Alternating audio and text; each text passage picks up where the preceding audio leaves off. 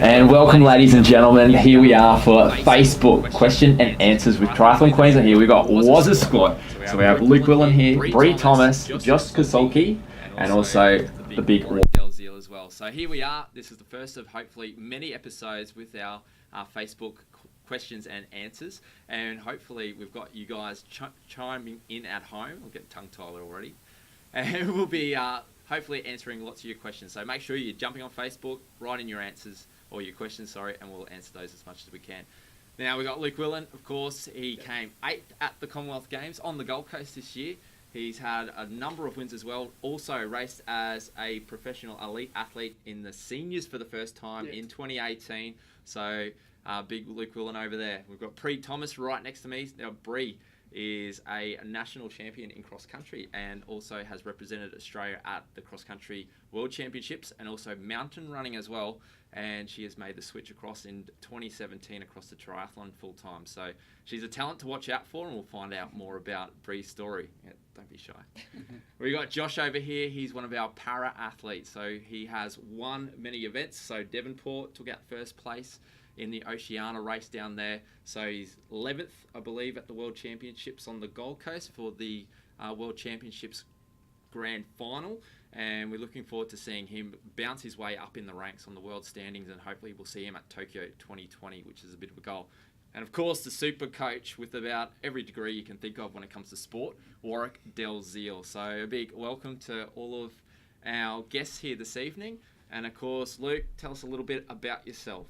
Oh, well, it all probably started about 10 years ago, was when I probably first started triathlon.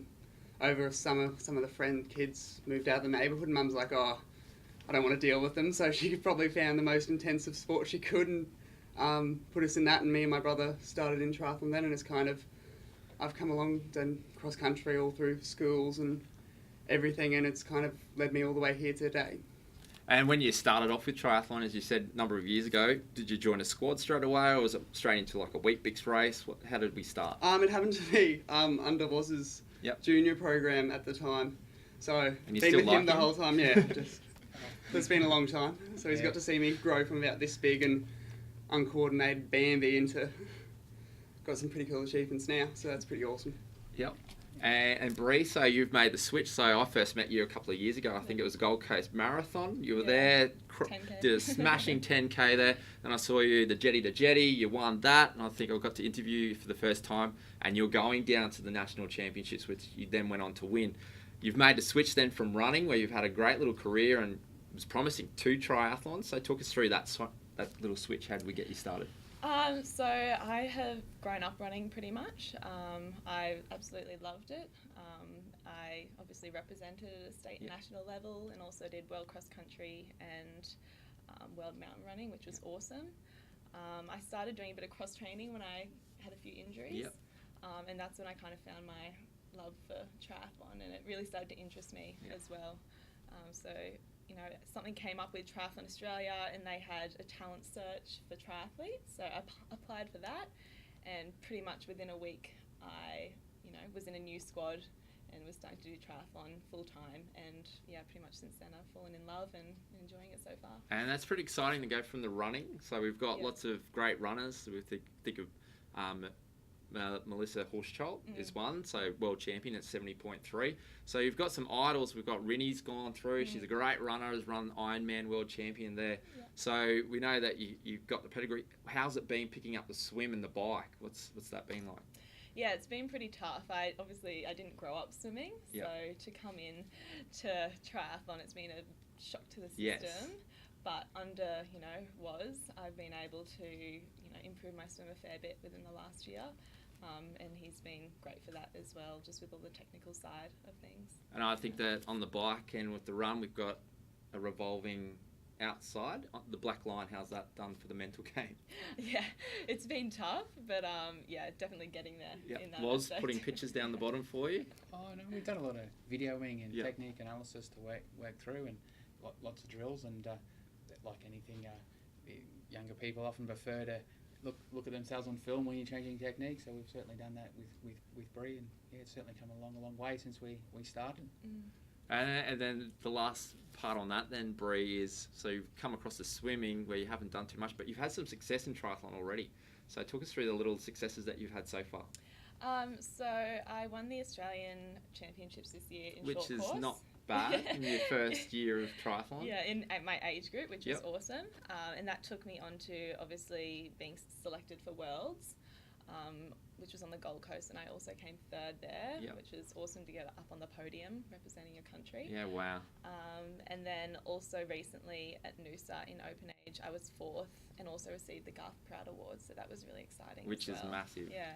Which is, very, very prestigious. So that's unreal. So great start to the triathlon career there for Bree. And Josh, so you had an accident at work. You've lost your arm. And then talk us through how then you came across this sport of triathlon. There's a lot of sports out there for para-athletes. Yeah, there is. I answered a talent search. Yep. Well, actually went looking for it. And a guy called Tim Matthews runs it. I've since been to one to sort of talk to younger athletes about what you do and how you go about it, but I never actually did a talent search. Or the day that they do, I went and did a triathlon at Redcliffe, Yep. and it was the national champs for para-triathlon, 2014 or 15, and I came third. So they asked if I wanted to see how I'd go, and I said sure, and they put me in contact with Josh White, who used to be at the QAS, and he took me on in his program, and we saw how we went, how I went. Well, we went, I suppose, coach and athlete, and I went pretty well. I got a pretty high ranking by the end of it. I think I was 13th in the world. But yeah, now I'm with Watts now, so and now I'm 10th. So it's going well. So yeah, it was a talent search, and sort of fell into it. Yep. I never actually tried any other para sports. Because you chose the one that hurts so yeah, much. I realised that pretty quickly. Yeah. And you still said yes. I'll give it a crack. But the other one I would prefer, would go to is cycling. So it's not really any better. Yeah. So yeah. And para sports really improved. Like the winner for Josh's age group at World Championships, biking 20k in 28 minutes or so, running 15:30. Like that would win a lot of age group races. These athletes are seriously good athletes now, and Josh is moving to the space of dropping a little bit of work to make sure we realise that they're going to the Paralympics dream, and that it's seriously good competition. You'd go and if these guys were racing a lot of age group races, they would win. Like you got to win that run that low 15s, and parasport is quite incredible in a short period of time that it's existed. So yeah, it's a exciting time, and it's certainly moving forward, and some really good challenges, and yeah, they are really seriously good athletes. Yeah. Oh well, you heard the data about Kurt Fearnley at the Gold Coast 2018 Commonwealth Games. So average heart rate for the marathon was over 190 beats per minute. And if I was doing that for an hour and a half, 2 hours of the race time, I'd be going, So to think about the training they're putting in, far out, it's amazing. So I know, Josh, it won't be easy. No, that's all right. It's never been something before losing my hand that was achievable. I was never really going to be representing Australia, but now it's really cool that I can. And I can possibly go to the Paralympics. Are you running quicker now and fitter than what you were before you lost your hand? Like definitely. Definitely. So you lose a limb and you've got to become this amazing athlete. Yeah, it's exciting for you. And of course, was 1998. You're doing strength and conditioning coaching, and that's where it all started for you. So, talk us through how you then got switched into this world of triathlon coaching. It was a way back a long time ago at the Glenn Jones Centre under Coach Miles Browning, and there was some young athletes in that group that went on to become very good athletes in world triathlon, and Marinda Carfrey was in that group, and Felicity Abram and Nikki Butterfield, and it was a good time to learn about the sport, and it was challenging about learning about all three sports, and ebbed and flowed, and it was a good way to when things changed, it was a good way to put yourself through university, to work in the morning, afternoon, and certainly work with lots of different youngsters, and obviously changes again at different points in your life. And the Olympics was sort of certainly focus around Rio, and certainly driving focus around 2020, and you work through different progressions, but the sport wasn't sort of a love as a participant or competitor. I certainly did a bit of swimming when I was younger, and maybe 25 butterfly, I'd keep up with Courtney Atkinson, but anytime I showed up to a triathlon, I was 15-20 minutes behind. Yep. So survival stroke. It was never going to be never a sport that I'm good at, but there's always something that interested. And the thing I like about the sport, or what I like about the sport, there's opportunities for everyone in the sport. There's opportunities to race age group, to go to your worlds. There's opportunities for 70.3. There's opportunities for long course. So there's always a challenge. So it's not a sport where you have to stop and start. There's always something new, or a new course, or a new adventure, Yep. or a new race. And so it's not something that you can become bored with it. So that's what's always excited about our crew. There's always something new, and there's always something different. So it's never been the same in that respect, and you've never been the same with the people. Obviously, there's a few people I've coached for a long time. I've known Luke for a very long time, and that's been a different pathway to work with an athlete across that span of that development. And there's been lots of different things across the time. It's bad for him because there's lots of stories when he's young that you sort of know, and That time you forgot your togs. No, he never forgot his togs. I forgot my bike. He forgot his bike. Yeah, he forgot his bike for one session, but had his bike shoes and his helmet. So he sat in the grandstand until Mum brought down his bike, which is pretty funny.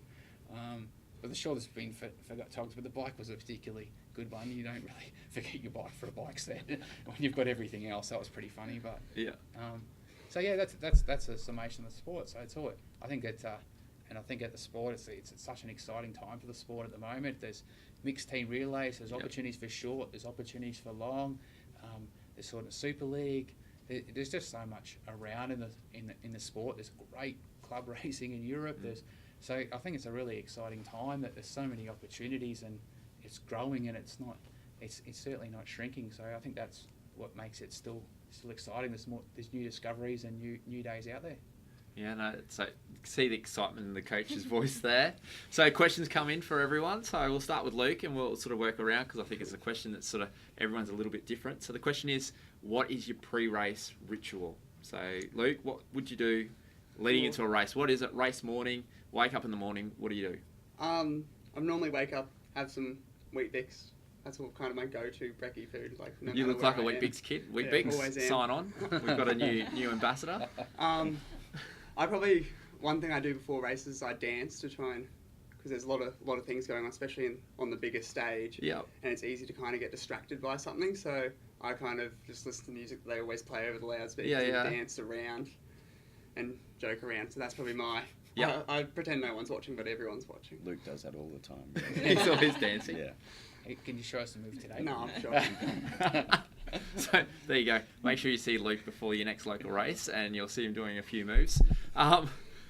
So you like to dance. Now, one of the things I've noticed through seeing pre-race is that you can normally tell the athlete who's going to perform well is because they are relaxed and they are joking around and they are dancing. So you find you perform better if you are a bit out of that, because you know that once you hit the water, it's game on. Yeah, exactly. Like, I kind of, every time when I get onto the pontoon, all I'm thinking about is that first can getting there and trying not to get But too until beat you up get at to the that buoy. point, you're like, okay, I'm relaxed. I'm pretty relaxed, yeah. Yep. I'll high fives all the way. Yep. Chat to friends and family if I'm there. Like, Yep. always chat to Oz anyway. Always got him there. And then, so yeah, just always keep it relaxed and never too stressed before a race, because I think once your race start, everything goes off and it's very easy to get stressed. Yep. No, definitely. Threshold's not as And high. you see other athletes will have the music on and they're very focused and they don't talk to anyone. Yeah. So I'll be saying and g'day to also, everyone. do you go on a roller? Is there anything you do to get the heart rate up before you do go on down to the pontoon, or is it just dancing? No, it depends. Like normally I'll go for a run, like kind of ride to the race, do a bit of pedal, and then I'll do a swim warm-up with a bit of speed in there to try and get the arms going, get the blood flowing. But often, because we're about 10 minutes out when we get called out of the names, because we do the name call, so you often just try and rug up as best you can. Like Gold Coast this year had about 50-kilometre-hour winds, so I had everything on just trying to stay warm. But then other races, you just like you're just waiting, and it's about 30 degrees, and it's the sunshine. It's all good. And Bree, pre-race rituals. We got questions coming in, but Yeah, pre-race. cool. So yeah, get up in the morning, have coffee, toast, peanut butter, banana. Love it. Gone for every food group. Yeah. Yeah, head down to the race. Usually do run warm up. Yep. You know, rack the bike and do all that type of thing. Obviously, I haven't had the same experience as Luke in ITU racing. Yep. I've done more the age group stuff, so I have to rack my bike the day of or the day before. I'll run warm up, Yep. swim warm up, and yeah, definitely try and stay relaxed. You know, the race goes a lot longer than what my running Yes. races used to go for. So yeah, I think the key is staying relaxed and listening to a bit of music. Do you as talk to well. other people, or Yeah. you just sort of by yourself? Definitely. You Yep. know, talking to family, and you know, if you have friends there as well, Yep. having a chat to them. Distract yourself a little bit, Yeah, and then definitely. it's game on. Yeah. Yep. Josh, yourself. Yep. So I try to keep myself distracted by my process before a race. So 3 hours before, I'll have a high carb meal. It's a little bit difficult when you say racing in Edmonton in Canada. Yep. They like to race really late in the afternoon or sometimes night time. So that's a little bit difficult because you don't really have the dinner before the sleep. Yep. Yeah, so you have to be awake. But I ride down. And then I have a go for a run, typically. But we actually swim in a wetsuit most of the time. Yes. I think our cutoff is something like 28 degrees or something ridiculous. So you're cooking. Yeah. So I can't get in and do a swim warm up without the wetsuit because it'll be impossible to get it Yeah. on afterwards. So if I do a swim warm up, I will need to make sure I have cold water and everything to sort of put in the wetsuit. Yeah. And if I if I don't swim, I have heaps of bottles of water and stuff, just getting myself cool. Yep. And we normally do the 10-minute sort of beforehand as well. So I try to keep calm up until that point and then let myself get very excited about the whole international race. Yeah, yeah. It's something I'm working on, like the whole pre-race thing. It's something we are all working on. Yeah. So, yeah. And then Warwick, so as the coach, some coaches and people who've coached their sporting teams know it's a nerve-wracking experience. You could pretty much got to hand it over to the athletes. Your work's done. What do you do race day? Well, every athlete's different, so same as most of these guys have normal Making breakfast. sure he's got his bike. Yeah, making sure they're all sorted up. But just everyone's different in their pre-race routine, so just making sure you know the athletes that you Yep. need to give their space to, you know the athletes that you need to give a dig in the ribs to and maybe get their adrenaline going a little bit or get them a bit fired up. So you just want to know what each athlete needs and then provide that. Some might need to calm down, some might need information, and some might need a rev up or a push, or some might need to relax. So you're just in that presence.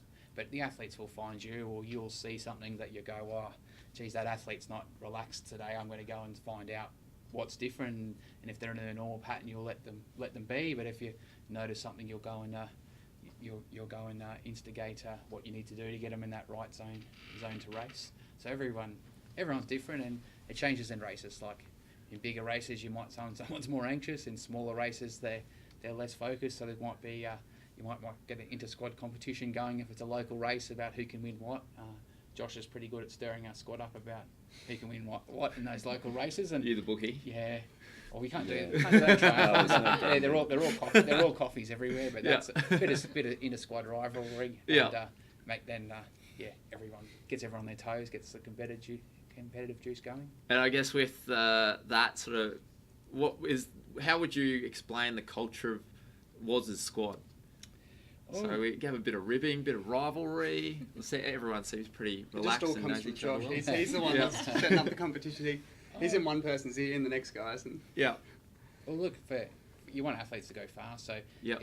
if they're happy, they're healthy, and they're injury free, they got the opportunity to go fast. So we work on those principles. We want to be going fast. We want performance. But if you've got those underpinning bits where people are happy, they're healthy, they're not crook, and they're injury free, you give yourself the opportunity. So we make sure that if you turn up to work every day and you're going to train 8 hours or 6 hours a day and it's going to be a chore and there's not going to be any fun, then you're not going to do it. But there has to be learning, there has to be progression, but there's also got to be that fun. So there's that mix, I suppose, for us guys often in warm down. These guys are a good bit of a choice that ends up a little bit messy in the last 200 in the pool a little bit. So there might be a few of those sort of bits. So there's something that's challenging that you've got to enjoy it or make it inherently enjoyable in the squad, but challenging at the same time that's rewarded. So for these guys, for crit racing often becomes a big fun bit because they can all try and race together, or it might be we're setting a benchmark in a time trial or number of PBs on the day, and if they all hit their PBs, it's my round on coffees, or if they don't, it's their round for a few weeks. So just got to make it fun and challenging, but rewarding at the same time. Yep. And I've got the question from Thomas. How many wheat beats? 4 to 6, depending on 4 to 6 wheat beats. Yeah, it depends on how. Like if I'll have 4 to 6 wheat beats if I'm running in the next 20 minutes. Yeah, so a box a week. Or then pretty much. So Luke's the Kai Stallingall, one of his best races when he was 16. I came back to a race and we're overseas, and I come back about 2 hours before the race and he's having pork chops before the race. He had 4 pork chops, but he went out and ran 15:10 and got second in the Connie Cup in Europe as a 18-year-old, but I didn't think it was the right way. So you directed him back to wheat beats. Or the time he had ice cream before that World Cup. Yeah, that's good too. So nutrition sometimes a few little pork errors. Chops, ice cream. I was a bit young then. I was a bit young. Learned a lot. Yeah. No, he's still 22. He's still I think you were 19. I was 18-year-old. That was before I knew anything about food. Yeah. A bit different. And a question from Matty Roberts, one of our great little athletes down there on the Gold Coast. Won plenty of 70.3 athletes. He's in high school. Yeah, Maddie's in Well, Maddie, she's getting into you guys. She wants to know what is the favourite meal? Favourite meal. Yeah, so favourite post-race meal. Post-race meal. Oh, that's a tough one. Because you sound like you have a I've got crazy several, diet. Yeah, I'm trying to work out which one it is. Depends what country he's in, probably. Yeah. Well, I'm a sucker for donuts, but I'm just trying to think of the best one I've had. I think after one in New Zealand, I got this massive set of ribs that was they were ginormous. Sorry to any vegans out there. That was probably Luke my favourite meal I've ever had. Then always ice cream. I'm a bigger fan of ice cream. Yep. So post-race meal, Brie? Oh, it would have to be, if it's in the morning, probably something with avocado, eggs, halloumi. Yeah. And so then something sweet to finish off, like a croissant, like almond croissant. Or if it's in the afternoon, probably like a pizza. Something like that. Yeah. So I think Maddie's thinking recovery. Oh. You guys are going for Josh, post-race. A burger. Burger for yourself, and was steak. Simple steak. Steak man. This one's not carbo. And of course, we got another question in then was, what is your tip for first timers? So Warwick, as a coach, what would be your tip to anyone coming into the sport? I know you're with the athletes now, but you weren't always. First tip I used to always say to athletes is your first race, just swim first, bike second, run third. You just want to keep it simple, and whatever you do in your first race, triathlon always has the A personalities. You're going to get better. Yep. So just get out there, get it done, enjoy it, make sure you have a good day, and then whatever you do, you'll go better the second time around. So I just used to say that all the time: swim first. Or the other one we used to say a lot in our squad is, if they're getting a bit competitive or too far along, you go, start as fast as you can, and then slowly speed it up. Fair enough. And that teaches them a lesson, because I'll blow up straight Yeah. away. Come down for next race. But yeah. Suffer. Josh? And it could be your tip or something that you've been given and I still use adopt. it. Yeah, I still use it. I just say to myself, it's just a swim. Just a swim. Because I think a lot of people can get a little bit overwhelmed by the whole situation. But you are just swimming, and that's all you can do at that time. Yep. So in the moment, tip. Just a swim. Swim. And Bree, new to the sport still? Yeah. So I think just focusing on the process for me at the moment. It's just about, that next part of the race and, thinking about the transitions. And do you visualise then at the moment? Yeah. So in the swim, you're visualising this is transition. Where my bike is, where my shoes are, helmet, everything like that. So obviously racking the bike is really important for me at the moment. Making sure you've got that signpost. Yeah, making sure the shoes are, the tri shoes are done up with the elastics and everything. I've seen athletes put the shoes down on the ground opposite feet, and they've put them on opposite feet and done the whole run 10 kilometres with the wrong shoe on the wrong feet. That would be very interesting to see. There's a tip. Make sure you check your shoes. Definitely. Yeah. And Luke, first timers, any tips? My tip would probably be, because the first time you do a triathlon, you kind of think transition's a bit crazy and you've got nowhere to go, like no idea where your bike is half the time. I still run past mine sometimes, but only when I'm in those transitions. And you're on the carpet. Yeah, not on the carpet, it's easy on the carpet. I got my name. Yeah. But I always used to have this bright pink polka dot towel that I'd put in transition because no one else ever would have a bright pink polka dot towel, so I could always pick it from about 500 metres away, so that was really handy for me when I was just starting out. Yep. So definitely transition where it is. Another question leading off that then is, we all watch Super League tries, the Major League triathlons, we watch the pros with the ITUs. You guys jump onto the bike so fast. How often do you practice your transition training? Oh, I remember when I was about, I would have been like 12. I was practicing transitions on the netball court. We'd all be practicing Supermans. Do you still practice a lot now? Yeah, from time to time. I'll often, like every time I get on the bike, I'll often practice the Superman just like I have my cleats on. So it kind of becomes instinct. Yep. And have you come unstuck trying the Superman? No, unfortunately I haven't, but I had some... Fortunately. Fortunately I haven't. I remember when we were real young, one of the kids missed and went down the back wheel. Yes. That was pretty hard, so I was like, I better not stuff that up. Yeah. There's no... That was enough for me to... You saw someone else. Yeah. So, Bree, new to the sport, transitions, is it a bit of a focus at the moment? Yeah, definitely. Before I race, I always try and get out, the few days before the race and practice, mountain. Superman or the scooter mount? Scooter mount. Scooter mount still? Haven't mastered the Superman yet. Gonna move to that? Hopefully one day. Because it looks so good when we get it right. But yeah, definitely in one of my first races, I had a bit of a stack getting onto the bike the first time. Yeah. But you do learn. So yes. I think I will get it. Dust it off and away you go. Josh? A little bit different for you because with the Superman, you sort of got to have two hands on the handlebars. So you've got a bracket for your... No, I just use the extension bar pad, and I think I do a Superman. You do? Yeah. Yep. There you go. Yeah. I practiced it for a while, like very intensely, because I knew I could come unstuck. But I've never come unstuck. Yeah, like there's been some dodgy times, but I've never had the full over. Yeah. We just certainly got to practice that into our race season. Becomes a pretty specific session and becomes a pretty vital part of the race. So it'll be a bit of a focus in our squad as we prepare up for race season. Going back to it, it's one of the reviews that I think we've got space to do better in, and you can never do the fundamentals too well. The more times you practice, the easier it is to become. So certainly for us guys, it's something we revisit in our reviews and practice again. And it'll be interesting because we haven't done it for a while with everyone a bit older, and how we make it a bit game orientated with all the 20-year-olds. Yeah. But we're going to have a try, and probably actually might be a bad one to film the big kids and see how they go. That would be... I'd tune in for that. Okay. Any tips? And I'll think about it as like the cricketers. They have to practice catching the ball all the time. Same with transitions. Like it's one of those skills we take for granted sometimes. Definitely. Yep.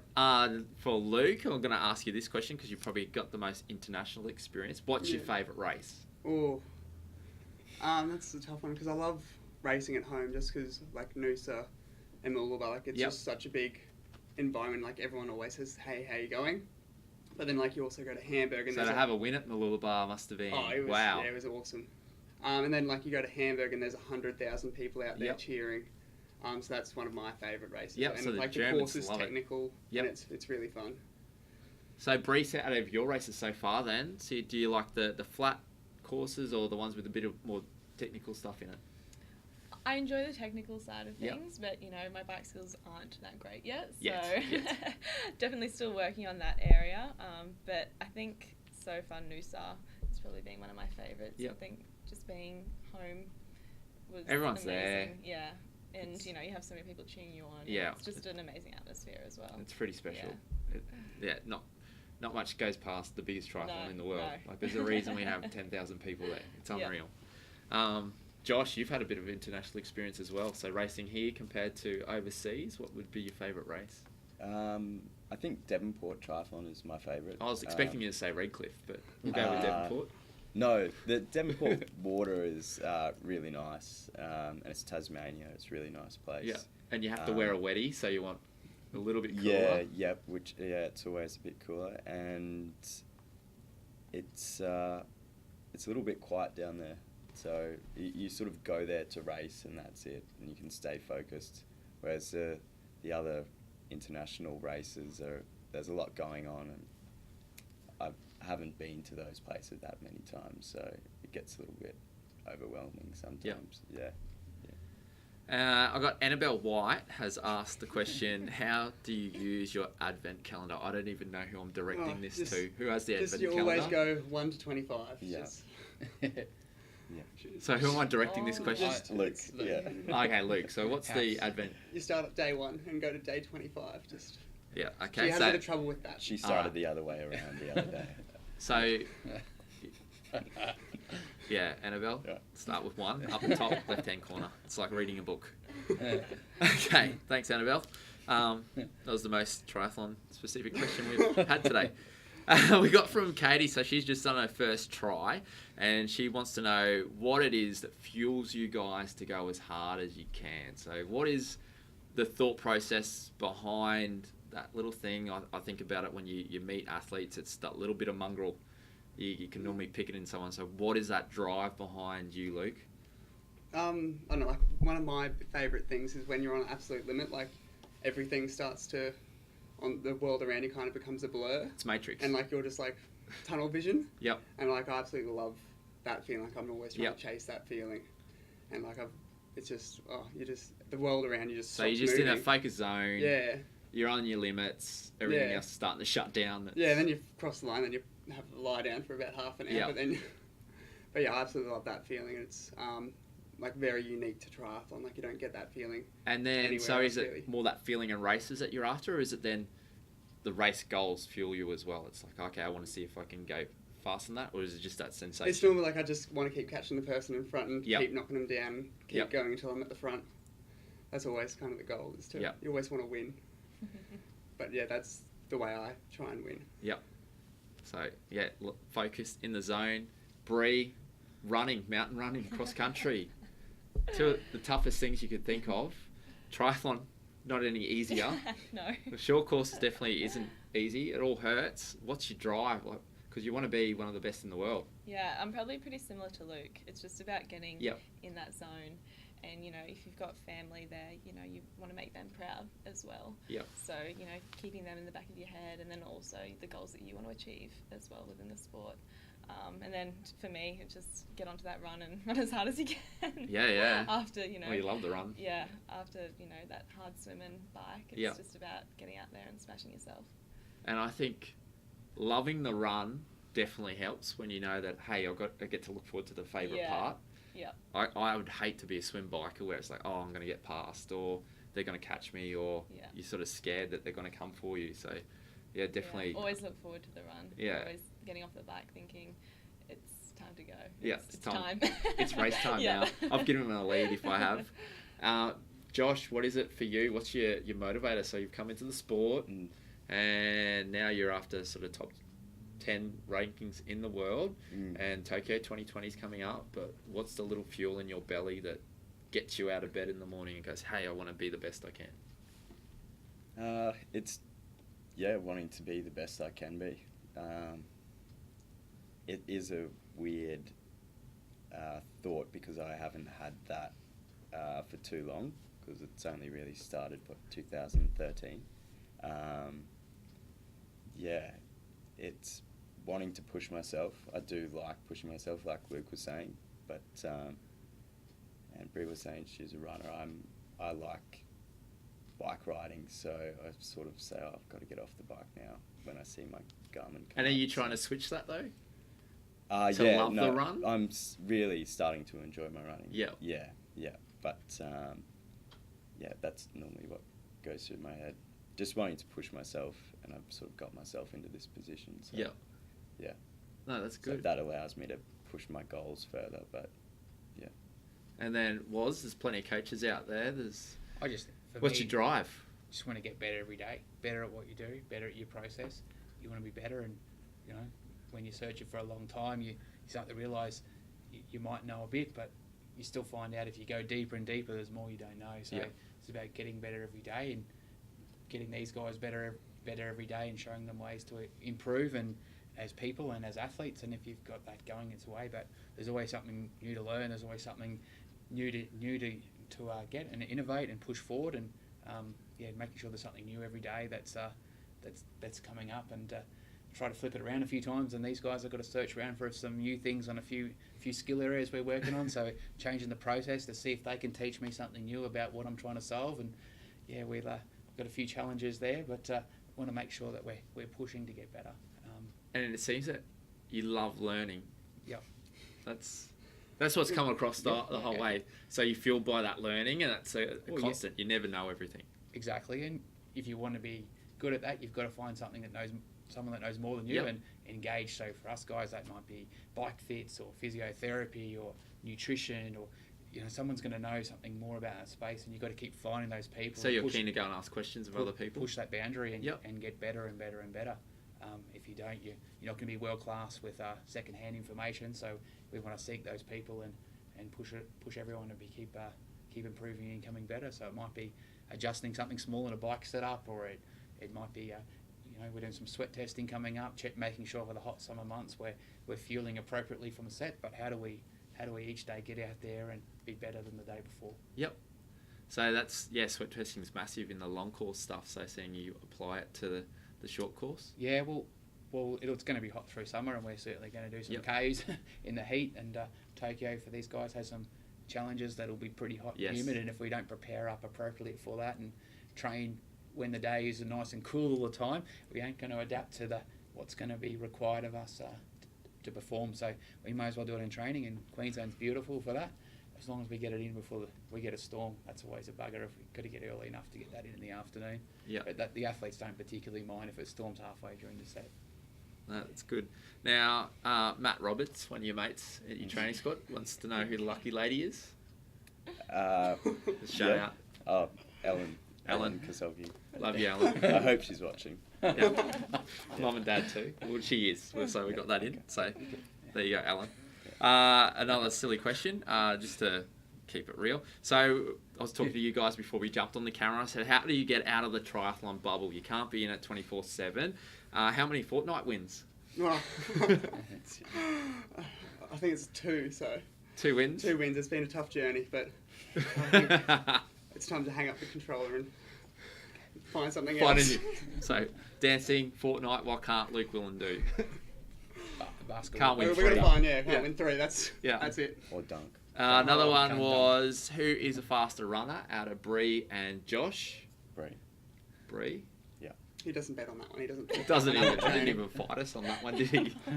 Is that because of Brisbane this year? Yeah, we've had a few races I to don't sort think that I've one ever out. beaten Bree. So it's a bit of... So that'll be the fuel in your belly. And a more serious question, though, was how do you balance the different athletes in your squad? I know that you don't have a massive variety of athletes, but how do you balance all their needs? Well, we have about 14 training at the moment. I think I have to count them up, but there's one more young fella trialing at the moment. But everyone has an individual training plan. Everyone has individual strengths and weaknesses identified, and we're working on getting those better. So it has to be systematic and it has to be set up and organised, or you can't possibly run sessions if you don't know what you're trying to work on. So just being organised in the background where people have key points that I want to emphasise for each of them within the session, and it'll all be slightly different. There might be some group dynamics, and then it'll be, nope, this is the thing that Bree's specifically working on. I'll just have lists and be organised, and we obviously want to reflect on that and retest on it. Without a list, you can't sort of test and then retest and go, did I achieve that? Did I fail? And certainly there's lots of times where you do fail, and you've got to try and do the problem a different way. So that's the way I would work, and it's about being really organised in their race programs and their events, and picking races that are going to suit them as athletes and suit their fits. And you can't be training super hard all year, but you want to make sure that you're organised and you know who's going where and what they're preparing for and what the weeks are and the days, and that takes a lot of work in this time. But these guys all get to have some input on what races they're doing from the year and where they're going and what suits them, and we'll sit down and have some chats and make sure we're all sorted and good to go in January and good to go then till September. So it'll be all planned and structured. Otherwise, it costs you too much in flights too if you muck it up. You've got to It's no prize money. Yeah, it's too many trips. Yeah, sorted. And of course, looking then at training. So race day's easy. Like that's the party day. You got fans there. Everyone's cheering you on. Mum and Dad are watching from home. Ellen's there from the grandstands. Yahooing, going, come on, Josh, bring home the bacon. Yeah. But training's hard. So how many hours a day on average would each athlete be training? Well, training's not hard, because if you start to frame it that way, then you're not going to do it. Training's going to be fun, and it's an investment in getting better. Yep. So if it's not an investment in getting better and you're framing it as hard, then you don't want fun. So for us guys, for training will vary anywhere between 8 hours in a day. Yep. The shortest day at the moment we probably do is Friday. Friday for us guys is active recovery or day off. The athletes get to choose where they are, and if it's an active recovery, it's an easy swim, a coffee stop that sometimes becomes a bit longer than the coach wants, and and then a river loop, and that session in itself or that day is about 3 hours. Yep. So it just depends, but there's different times of the year where we're not training as much, and there's different times of the year we're training more. At the moment we're third week back in, so we're just building it back up. Yep. So what we're leading to is when you've had that tough session, how do you motivate yourself then throughout the day? So you've got 8 hours of training. At some point it might be a little bit tough. How are you motivating yourself? I think like one of the best ways is to go exploring, like get out in different locations, because sometimes if you're doing the same thing over and over, it gets hard. Like because when you're in the pool, you're always following the black line. So when on the bike, try and get out as much as you can, like see different places and mix it up, and just run in different locations. Like I run all around Brisbane, wherever I can, to try and mix it up, and that helps me get through the sets because it makes me look forward to it. Yep. Like I love running on trails and like riding up in the mountains, so I'll kind of plan rides, and I get really look forward to really hard sets because I build them up like that. So it's more the adventure, I'm going somewhere I really want to go, and that motivates you. Yeah, exactly. Yep. So hard sets into Worlds, we repetitively ran in the same park, and it was on the watch a little bit, and everyone's trying to beat their average times or get under their times, and we're certainly finishing the sets pretty hard, competing against each other. But when you've got a group of athletes all pushing each other, and on any given day there's a number of athletes that can win a run or a ride in our squad. So if you show up to a hard session and you're a little bit off, someone's going to get you covered. And you still might run a PB, but someone still might beat you. So we've got to have that competition element of, when we're going to go hard, we want to go hard, and we want to practice extending ourselves.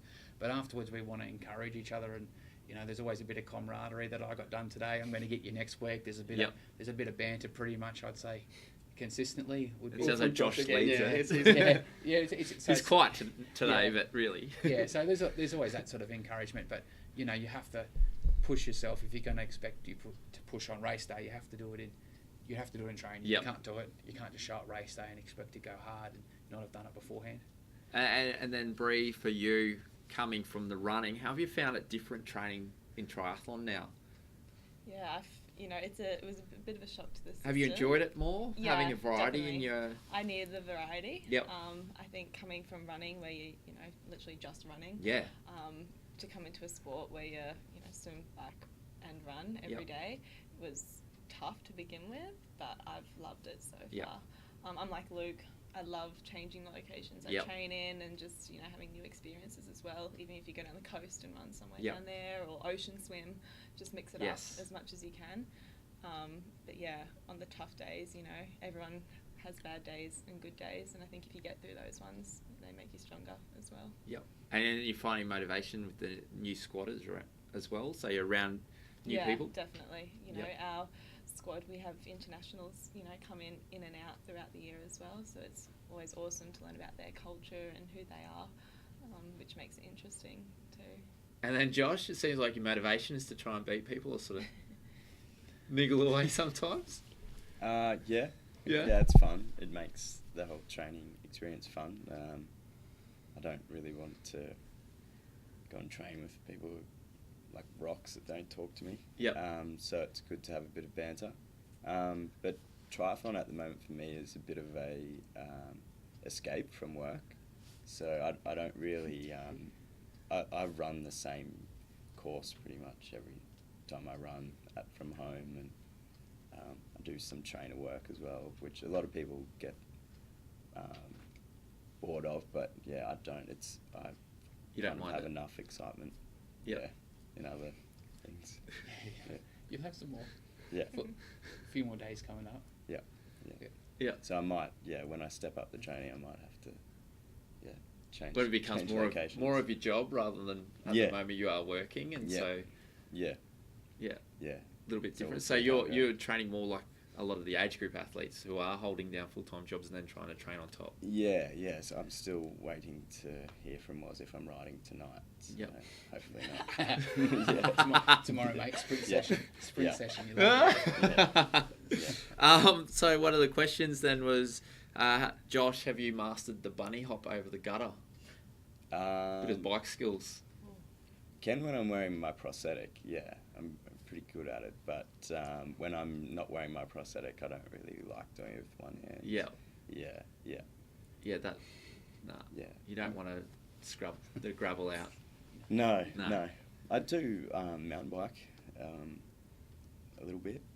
Yeah, probably too much for what I'm biking, but yeah. Yeah, bit of freedom at this time of the year where they just got to hit the time on their task. So if they want a Yep. mountain bike, that's fine. Mm. But that choice will be taken away again soon. Yeah. Get taken away soon. Get taken away Yeah. soon. I love the way you said that with a smile, was. Well, we getting ready for races in February. We got Yep. a bit of space, but tomorrow we've got a set that we're repeating from last week. So it'll be interesting to see PBs, and we can get Josh and his data analytics to check everyone's on Thursday or something, mate. If you've got a bit of spare time, have a look, see what everyone got better or not. You go, no way, Woz. No way. Do it yourself. and of course, Woz will be having his birthday as well coming up very, very soon. So that's just come in from someone. So happy birthday. But there you go. We'll do a time trial for the guys on my birthday. Time trial Or for the test session. birthday. It's fun for him. So sufferfest for him. And we'll get Woz to possibly put that on his Facebook Live maybe so he can be part of the action. Of course, what's coming up though, so we're talking about the next season, so we're building up through Christmas at the moment. There's Raby Bay's a local race which is on and it's pretty much finishes then our summer full triathlon here in Queensland. So what have we got for the next races coming up? So is it all next year now? Yeah, next year, pretty much. Yep. Got the Australia Day swim run On Australia Day? Yeah, no, on the holiday, on Yep. the 28th. Yep. So I'm looking forward to that because I won last year because he jokes And about the year before. Yeah. I call him the king of Burley. King of Burley. Burley swim run. And then looking at doing Devonport and then probably head over maybe for some races, but all kind of geared towards trying to get that Olympic selection, Yep. getting into the test event and try and get there because that's obviously the end goal for this year. So focus 2020 Tokyo Olympics, getting into the team. Yeah, that's the major goal. Yep. Everything around that's based towards that, so it's a kind of a huge deal. at the And moment in my then head. second goal, I think we said top 10 ranking for ITU as well. Yeah, Yep. I think that will hopefully come if I'm trying to chase Yep. that. But yeah, that would be pretty amazing to be top 10 in the world at 20. I'll be 23 by then, so Yep. and then keep pushing up and get to the top eventually. Yeah. No, good luck for you for that. Bree, what's the next race? What are we looking at? Pretty similar, the swim run for Australia Day at Burley. Queen of Burley? Yeah. Oh, that'd be amazing. Yeah. Yeah, I'd definitely get down there to do that. And then, maybe some local races. Yep. Potentially Devonport as Yep. well. And then, next year I'd definitely, love to start looking into doing some Conti Cups and World Cups. Yep. Just get the ball rolling in the ITU racing. And just to gain some points as well leading into, the end of the Yep. year. And, if I could, look at being selected for under 23s, it's my last year as an under 23, so, if I You could guys are so do young. some... Must feel old, Woz. Starting to. Yeah. if I could, try and go for that as well, that'd be awesome. Yep. But yeah, I think for me, it's just getting that international race experience and the exposure as well. It's very different. The ITU stuff. I was behind the scenes for the world, the grand final on the Gold Coast, and seeing how the athletes go through the paces and the way there's the physio and there's all the handlers was totally different. So that'll be different learning curve. Yeah, Someone else taking your stuff for you. Yeah, and then potentially a European trip as well, like what these guys have done in the past. You know, for a few months is on the cards. So too. most people have gap year, and you guys, it's a job. It's pretty cool. Yeah, it's awesome. Very exciting. So Josh, next race. So the next big race will be Devonport World Cup. Yep. That's the same time as their Devonport race, but being in para race, it's a World Cup. And then after that, I think Yokohama. Milan, mate, you got to go to Milan. Oh, I've got to go to Italy, Milan. April 27th. Spewing. Yeah. So that'll be a stopover in Italy. I we believe haven't there's a spoken story about to it, but- Milan. Like, what's the? No, well, it's just got announced. It's a WPS race. Yeah. That you need for qualifying. So that's for a Tokyo. major race. Okay. That's So the it's just new. equivalent of a WTS. Yep. Yeah. Yep. So we haven't actually spoken about how early I have to Oh, get we're over talking there. about it live in front of everyone right now. So I'd assume I have to be there a week before. Well, it depends what the boss lady says, I reckon. Yeah. If you have to take her as well, we might have to be earlier. No. Alan, you're going to Milan. Start packing. And then I'll come back and then go to Yokohama. Yep. And then from Yokohama, we've got to work that out. We're still working that out. Yep. And then we have a test event, which I'm pretty sure it's the same day exactly the same as that. as Luke's, and that will be really good to get into. But that's a World Cup again, so there's less positions. Yep. There's starting positions, so it'll be a little bit difficult to get to. But overall, for 2019, I would really like to be top 7 because that puts me into really good position for the Tokyo the points qualification period, which is June to June, so June 19 to June 2020. Yep. Yeah. And then Sounds good. when it comes down to the race calendar, we just heard everyone go through it. So Yeah. from what I've read from you guys, it's about the athlete picking their calendar, and then you have the discussion post that. Yeah, that's the way we'll go to it. But we don't race in December, so we had a bit of a break period of time. So you need that period of time just to break and reset, which is different to a lot of other people's calendar. And Ray Bay's a staple for all these guys that's coming up. It's the We'll rumble. race that. It was my first race. We've all, Yeah. and we've all, It was mine. race weekend, and that is been on our calendars over the years, and they're all fantastic events. But for us guys, it's about making sure we've got a bit of space to rebuild. So the international calendar sort of runs March till November. You've got to have a time where you're just in training work and not running around for racing. So that's where we are as a group. But there's always lots of other good racing happening. So we'll just see what best fits on the way. There's plenty of events looking at everything, and we'll probably run some. I haven't bridged it with all of these guys yet, but we'll run some Queensland athletic events as well. So that calendar for us guys is always pretty good. The Queensland 3K championships or something like Steeple that. chase. Yeah, or Bit of swim. 5K or something. We'll see how we go. But it doesn't mean they can't train afterwards. But we'll have a look at a few of those events as well. I'm glad I'm not in your squad, They're late finishes too, so they look forward to having Sunday sleep in after that. So that's all right. And we're coming into, of course, for a lot of people, it's probably their least favourite part of the year, but for people like myself, love it. Christmas coming up. What do you want for Christmas, Luke? Anything triathlon related, or is it totally not triathlon related? I just love the food that goes with Christmas. That's kind of what gets me through the Christmas period. That's what I always look forward to, and always catching up with family, because it's a good reason to always catch up with them. So I really look forward to that. And then we get a bit of time off just to do our own thing, so you kind of, in this group environment, then you get a bit of relax. Yeah, so this is the time away. Yeah, getting your own stuff done. Yep. And then kind of back into the strict schedule again. Yep. Easy. And does anyone come back that really hasn't done enough work, or is it everyone's pretty good whilst they stick to the... We have a downtime Christmas, New Year, because we don't have to rush, so everyone's pretty good. We don't come back and go crazy, but they know they've already got their schedule for the first 3 days back in there, and there's a solid run on the Saturday. So they know. Back in, so they know that we're starting. Yeah. So they know what we've got on to start. Yeah. So keep in shape. Bree, Christmas time, triathlon related gifts, or we're looking at something totally different? I haven't really got anything triathlon specific that I really want. A new bike would be amazing. Oh, there you go. What brand are we after? Put it out there now. I don't know, Canyon maybe? Canyon. I don't know. Don't know. Yeah, no, I think, you know, clothing's always nice. Yep. You know, triathlon's an expensive sport, so, you know, being treated over Christmas is always really nice. Yeah, so Ryan, we've just given you all the yeah. tips, mate. So get on it. Some jewellery, I don't know. Anything, yeah. It's a great time of the year, you know, spending it with family and friends as well. So Yep. it's, yeah, nice time to relax and, you know, just enjoy it. No, awesome. Josh, Christmas time, mate. Normally buy myself bike kit for the next year. You which buy is- yourself. Yeah. Ellen, come Yeah. on. Step it up. Yeah.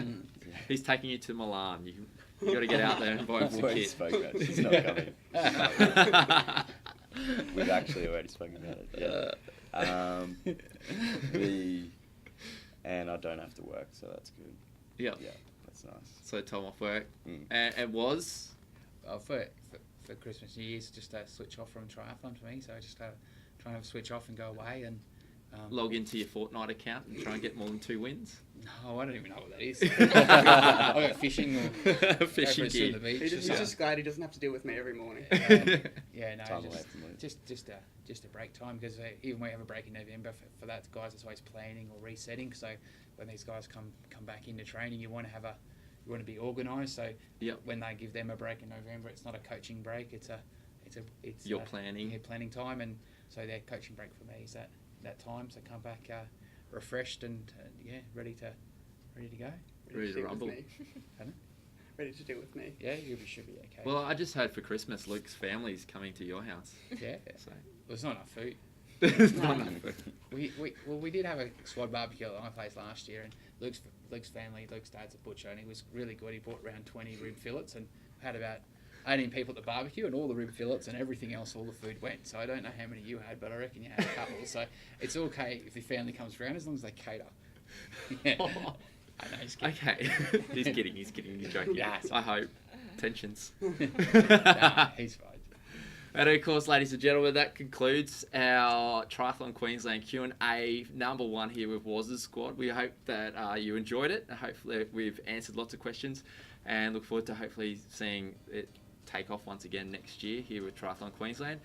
Thank you for supporting us. Have a great Christmas break and we will see you next year. Thank you. Have a great time. How was that? That's good. Except for my